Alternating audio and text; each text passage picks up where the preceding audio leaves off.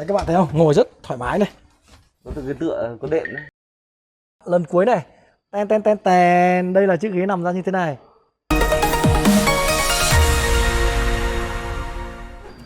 Xin chào cộng đồng phê phưa.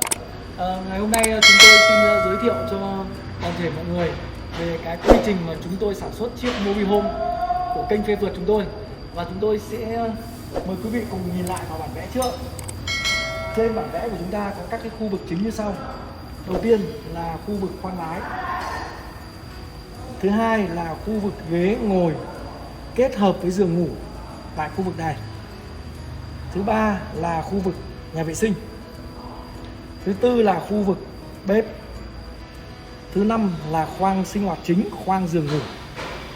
Có thể biến thành khu sofa ngồi đàm đạo, nói chuyện hoặc ngồi bất kỳ cái điều gì các bạn muốn. Và bây giờ chúng ta sẽ đến với phần đầu tiên, khoang ngủ chính. Xin mời Lâm giới thiệu về vật liệu và chúng ta thi công cái sàn này nên như thế nào.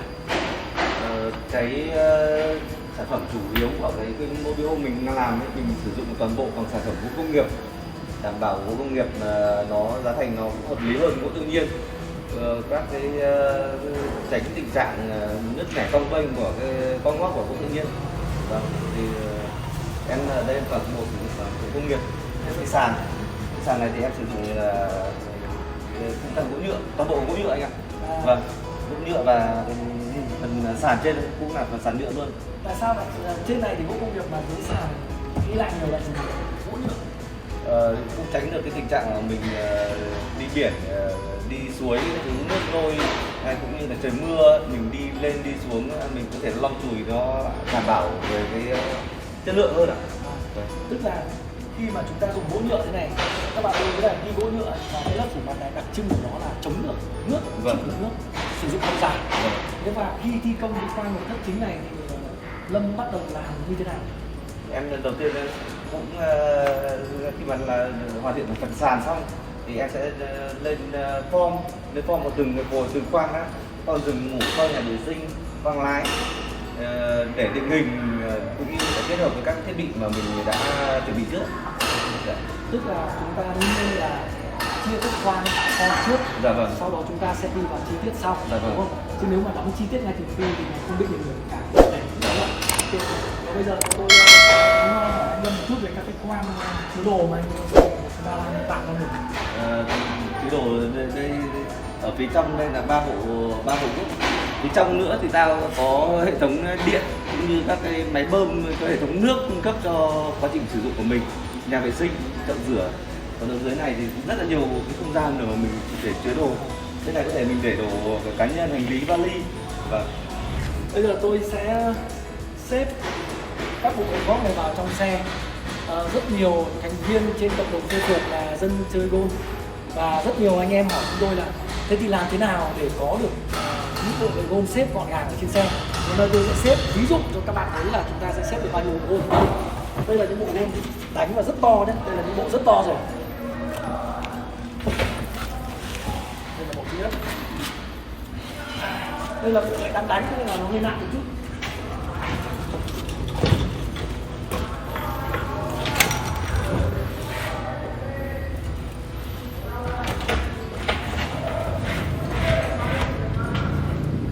Sau khi xếp xong 3 bộ gốc, chúng ta đưa máy phát điện lên. Và còn một bộ góp nữa thì để đâu? Một bộ nữa chúng ta để nó để đây. Thậm chí 2 bộ 3 bộ ở đây để thoải mái. Thì đây là cái tính năng khoang rất lớn. Sau khi xếp xong các bạn thấy còn thấy rất nhiều khoảng trống. Các bạn sẽ thấy cái giường sẽ chuyển động này.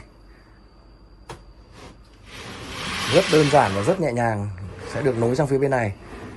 Đó. Đây là thành một chiếc giường tổng hợp là ngang 1m8 cơ. Rất lớn và dài cũng 1m75 luôn. Nói nôm na là một cái giường rất lớn. Rồi chuyển động giường vào này. Đấy. Mọi người hình dung chưa ạ? Chiếc giường được chuyển động, nếu không chuyển động thì nó sẽ thành một cái sofa.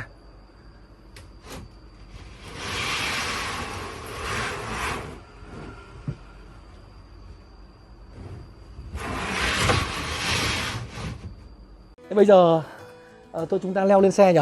Vâng. Để hướng dẫn lại các phần gỗ đóng như thế nào nhỉ Lâm nhỉ? Ở đây mình bố trí một cái giường. Trước tiên cái phần này là cái phần giường anh ạ. Cũng như theo thiết kế mà mình đã đưa ra đó. Ban đầu là nó cái sofa, mình có thể ngồi, anh ngồi đi ạ. Ngồi nhá, hai anh em mình cùng ngồi thử nhá. Đấy các bạn thấy không, ngồi rất thoải mái này. Có từ cái tựa, có đệm đấy, đây tivi ở đây. Đi đằng này. Vâng. Ở chỗ này nó sẽ có một cái hệ tủ khá là rộng để mình để đồ cá nhân nữa. Để đồ cá nhân nữa, mình sẽ không bố trí hệ tủ ở trên đầu mình nữa, mà mình để cho thoáng cái không gian này. Thì cái giường này thì khi mà mình muốn sử dụng giường thì mình kéo ra anh ạ. Bây giờ chúng ta sẽ cùng thao tác kéo thử cái giường cho các bạn hình dung nhá.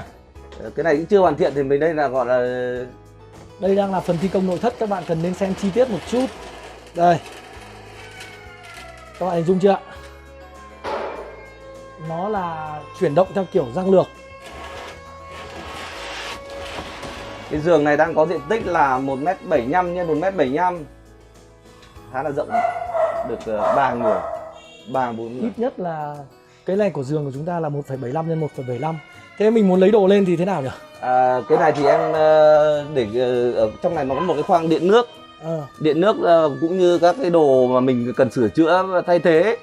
Thì cái giường này có thể lật lên được. Đây thì cơ bản là em chưa lắp cái thanh chưa lắp thanh giật ra đúng không? Chưa lắp thanh giật. Thôi rồi, chúng ta hiểu là cái này chúng ta sẽ lật lên này. Lật lên nhá. Okay. Lật lên để đồ lấy đồ ở dưới thôi. Em đang Đấy. Tức là chúng ta có rất nhiều cách để thao tác. Đoạn này là hình ảnh chúng tôi quay vào thời điểm 2 ngày sau. Bạn sẽ thấy cái giường sẽ chuyển động này. Rất đơn giản và rất nhẹ nhàng, sẽ được nối sang phía bên này. Đó.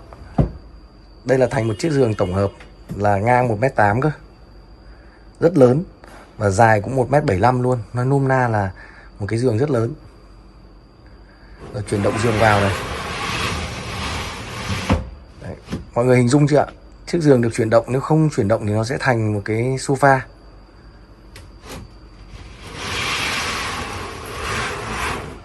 Ok, bây giờ chúng ta sẽ đi đến khu vực nhà vệ sinh nhé.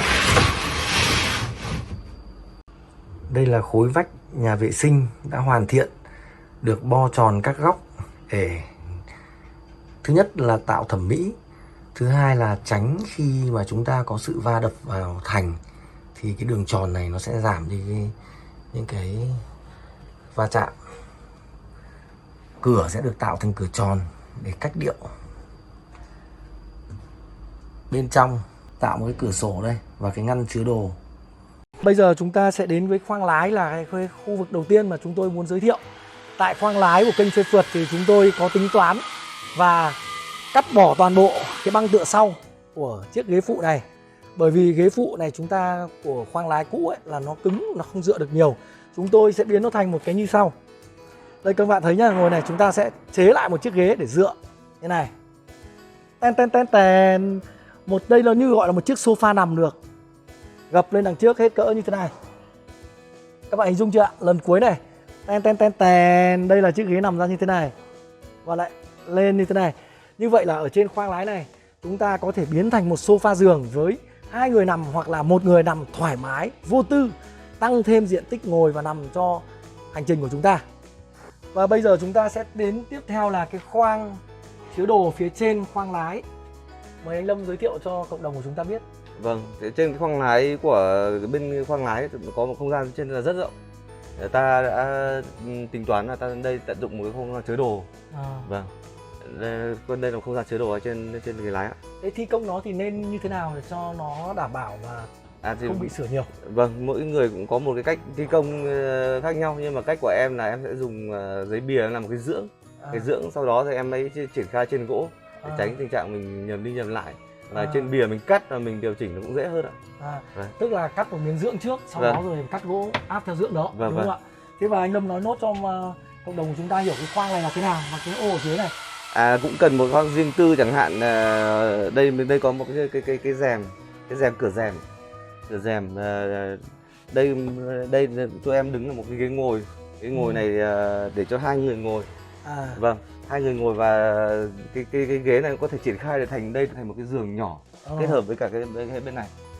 Bên này em cũng tận dụng tối đa cái không gian để làm các cái vị trí chứa đồ. Vâng. Ok, thế thì tôi và anh Lâm làm thử một cái ghế ngồi cho mọi người hình dung này. Tôi để bản vẽ xuống đây. Đây, mày thấy không? 2 người lớn ngồi thoải mái. Chục giây sau là có đoạn ghế đã được nắp nha quý vị. Đoạn này hai ông này diễn buồn cười quá nên tôi quyết định để lại đấy. Đây, ngồi trước mặt. Trước đây có một cái bàn nữa đúng không Lâm? Chúng ta còn phải chế một cái bàn như này nữa. Cái bàn nữa. Và cái này kéo dài ra đây thì chúng ta sẽ thành một người nằm dài ra đây. Như vậy là chúng ta thêm được một cái khoang giường nằm ở đây nữa. Đây là thao tác của cái khu vực này á, chính là 2 cái ghế phụ nhé. Đấy, việc gì phải diễn cơ chứ. Thì chúng tôi chưa lắp xong ghế phụ, nhưng mà đây là chiếc máy phát điện được để ở bên trong. Máy phát điện này sẽ sạc toàn bộ cho xe. Và khi đóng lại rất là đơn giản, có một cái hệ trượt rất nhẹ nhàng. Và phía góc tường này sẽ là 2 chiếc ghế. Và bây giờ chúng ta sẽ đến với một cái khoang rất là quan trọng. Khi đi một hành trình xa cùng với gia đình hoặc là một nhóm bạn bè thì chúng ta phải nghĩ đến chuyện ăn uống. Thế thì chúng ta sẽ ăn uống như thế nào? Phải có khu để nấu. Bây giờ anh Lâm sẽ giới thiệu cho mọi người cùng biết về cái khu vực khoang bếp ở đây. Vâng, cái khoang bếp của mình thì cũng là một khoang rất là gọn, nhỏ xinh xinh thôi, nhưng mà nó rất là công năng. Nó một tủ lạnh là cỡ tương đối 85 lít ấy. Vâng, không phải là bé đâu ạ. Ở đây mình có một cái hệ chậu rửa cũng như bếp ở phía này. Bếp của mình dài khoảng 1 mét hơn một chút, rộng khoảng hơn 50, khoảng tầm 53 phân. Vâng. Theo bản vẽ thì khu vực này sẽ là gì nhỉ? Ở trên này sẽ là một cái kệ nhỏ để mình chứa các đồ gia vị, các thứ mình nấu nướng để thuận tiện anh ạ. Vâng. Còn nó bát đũa các thứ thì ở dưới các cái vị trí quanh quẩn đây rất là nhiều chỗ để mà mình để đồ. Mình để tầm thấp để tránh bị gây ra tiếng động cũng như là vỡ hay là như một cái khi mình quá trình mình di chuyển. Ở dưới cái khoang chậu này cũng có một khoang rất là rộng để mình để xong nồi các thứ được. Vâng. Như vậy là chúng ta cái khoang bếp này 1 m 55 cm, tủ lạnh 85 lít và chứa được rất nhiều dụng cụ nấu nướng kèm theo một tủ bếp ở phía trên cao. Như vậy quý vị đã hình dung ra được là chúng ta có một khu bếp yên tâm nấu cho một đoàn 6-7 người ăn thoải mái. Và chúng ta là dùng hệ bếp từ với hệ điện. Lại là 2 ngày sau. Bây giờ kỹ thuật của chúng tôi sẽ thao tác để mọi người cùng xem chiếc bếp nhé. Khi mở nắp lên, bên tay trái là bếp từ, bên tay phải là chậu rửa kiêm vòi nước. Cái thiết bị này được nhập khẩu về 100%. Khi đậy nắp xuống thì nó lại là một cái bàn phẳng để chúng ta thao tác thêm bất kỳ công việc gì chúng ta có thể triển khai ở trên này, rất đơn giản. Phía bên mặt dựng vào bên trắng này thì còn đang đóng chưa xong, nó sẽ là một cái bàn lật nữa, một miếng bàn lật. Và đây là chiếc tủ lạnh này. Chúng ta mở ra rất là đơn giản, dễ dàng, nó nằm ngay ở phía dưới của cái khu vực bếp và chậu rửa bát. Không gian vẫn còn thoáng. Và chúng ta sẽ để xoong nồi ở ngay trên phía tủ lạnh, cùng với cả cái khe chứa đồ bên trong nữa. Và chúng ta sẽ chuẩn bị bước sang cái khoang cuối cùng là cái khoang sinh hoạt chung. Tôi xin tả rõ cái phần nội thất ở bên trong xe. Tiếp theo là cái trần. Các bạn thấy đấy, cái trần đã được sơn màu rồi. Và đây là cái ô điều hòa chủ động Dometic nằm ở trên xuống. Đặc biệt là 2 cái khối hai bên này. Đây là 2 cái lốc máy lạnh của Hyundai Solati 16. Đấy, chúng ta không nên đóng vuông mà chúng ta phải mất rất nhiều công sức uốn tạo đường cong. 2 đường cong hai bên này nó làm cho cái tính mỹ thuật rất cao và nhìn cái xe nó thoáng hẳn nữa. Nó rộng chưa? Đây cái cửa sổ. Chúng ta chia lại cửa sổ nhé. Tạo thành mỗi bên 2 cửa, nhưng một bên cửa to, bên cửa nhỏ. Và chúng ta sẽ tiếp tục với 2 cửa sổ bên này. Các bạn hình dung không ạ? Nó rất giống như một cái cửa sổ của tàu bay Boeing 777 ấy. Chúng ta làm cho nó đẹp.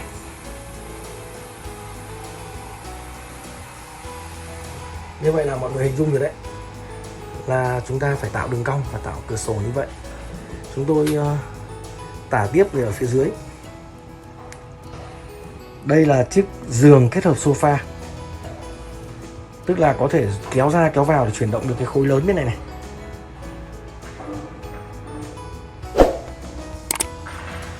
Khối nhỏ bên tay trái. Khối nhỏ này chúng ta khoét sâu để tạo thành hốc để hành lý luôn. Và như vậy chúng ta không nhất thiết phải đóng thêm cái hành lý ở trên này nữa như các xe khác phải đóng cái khối hành lý vào đây, không cần thiết. Chỗ này chúng ta sẽ treo một cái tivi này 32 inch thoải mái, nhưng hành lý ta để phía dưới. Rất nhiều khoang hành lý đã được tạo ra ở trên xe. Tập này chúng tôi làm trong mấy ngày có mưa to gió lớn nên hình ảnh không được đầy đủ, mong các bạn thông cảm. Xin cảm ơn các bạn đã ủng hộ, theo dõi và đồng hành cùng chúng tôi. Nếu có gì đó chưa ổn, hãy cho chúng tôi biết ngay dưới phần comment. Các bạn hãy đăng ký và chia sẻ video để ủng hộ team Phê Phượt nhé. Hẹn gặp lại các bạn ở những tập tiếp theo.